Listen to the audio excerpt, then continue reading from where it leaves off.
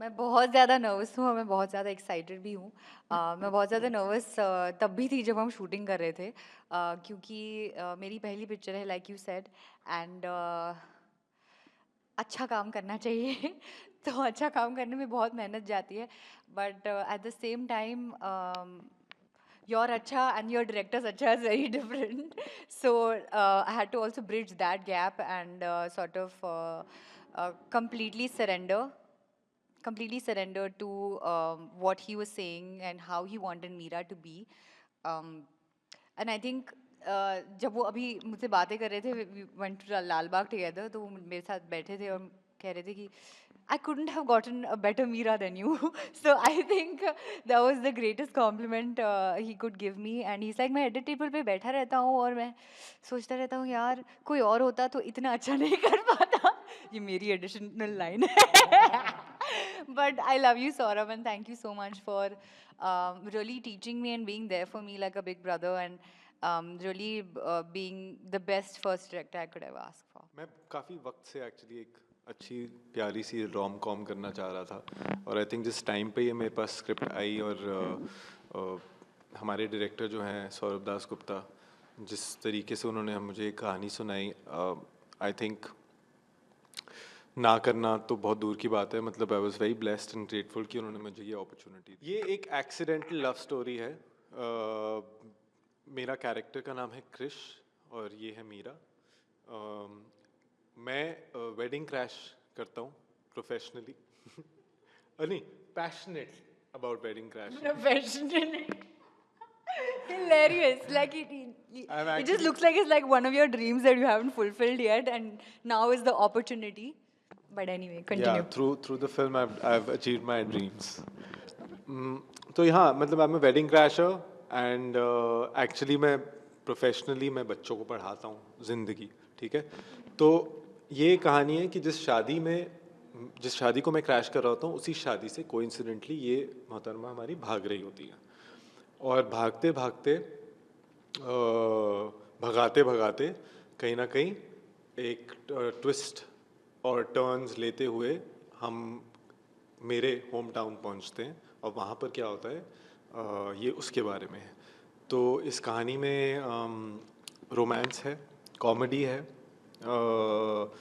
बहुत सारी कॉमेडी है, और थोड़ी सी क्या कहते हैं, थोड़ा एक्शन है, थोड़ा केओस है, और एक मैसेज है जो कि काफ़ी इम्पोर्टेंट है, बट हमने उसे हंसते खेलते हुए बस अपने कहानी के थ्रू बताया है कि जैसे कि आपने ट्रेलर में भी देखा है कि ध्वनि का कैरेक्टर कहता है कि शादी से भागी इसलिए क्योंकि मेरी शादी तय करने से पहले मुझसे किसी ने पूछा नहीं।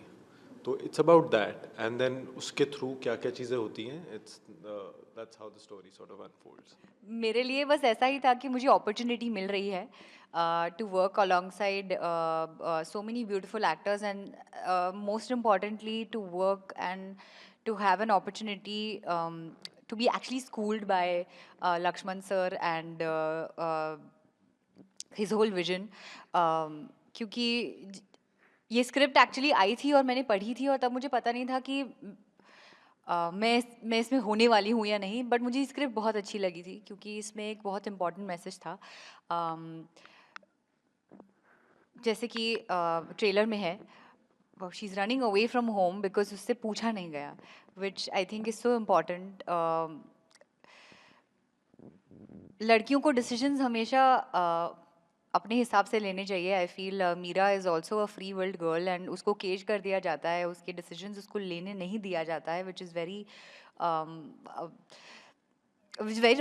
Wrong. And I was just wanting to play her character, and मुझे ऐसा लग रहा था कि यार मैं बहुत सारी लड़कियों की स्टोरी ऐसे कह सकती हूँ थ्रू मीरा, एंड इसलिए मेरा बहुत मन था एक्चुअली ये पिक्चर करने का। And the universe worked its ways, and today we're 7 days away from the film, and I gave it my all, and now it's just on you guys.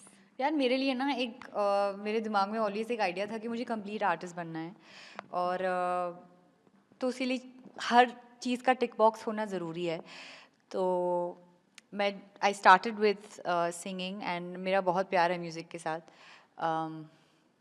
But at the same time ना lockdown में ऐसा लग रहा था कि यार music videos किए but थोड़ा और कुछ हो सकता है, so I started to learn acting to get better at my music videos basically and उसके बाद just cosmically things started to flow. मैं उसमें और घुसती गई, सीखती गई, लोगों से मिलती गई. और एक प्ले किया हमने, नागमंडलम. इट्स बाय गिरीश कर्नाड, उन्होंने लिखा था. और we did I did it with a couple of NSD actors and just felt completely immersed into it and बहुत अच्छा लग रहा था मुझे. We did a full rehearsal of like 2 months and 2-3 months actually, and every day I would go and sort of run through with them and just gradually started to fall in love. And then I met Lakshman sir and Saurabh. Script तो मैंने already पहले पढ़ी हुई थी. फिर the decision was taken that I be a part of the film. And उस दौरान भी मैं बहुत सीखी. जब मैं उनके साथ टाइम स्पेंड कर रही थी, मैं उनके साथ रीडिंग्स करती थी. लक्ष्मण सर खुद बैठते थे थ्रू इट ऑल. एंड वो actually it's like a blessing for me to be for my first film and to be in a way trained only by the best. He was just pretty much always there for me, whatever question I had, and he's such a big director. तो मेरे लिए एक बहुत बड़ी opportunity बन गया था, और मेरे लिए एक responsibility ये थी कि मुझे इस पे खरा उतरना है, and should at no point feel like